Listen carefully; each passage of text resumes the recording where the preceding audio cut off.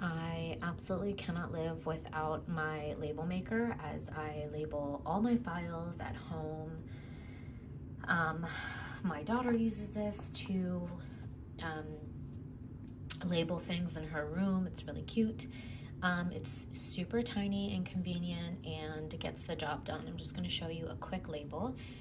So you hit power and then you type in whatever you want to say. Let's say you want to switch over to number. You just go to number here. Hello, 1, 2, 3.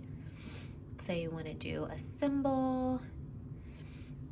You can do pictograph. You can go from the list. All these different features. You can do, oops, you have to get out of this, I think.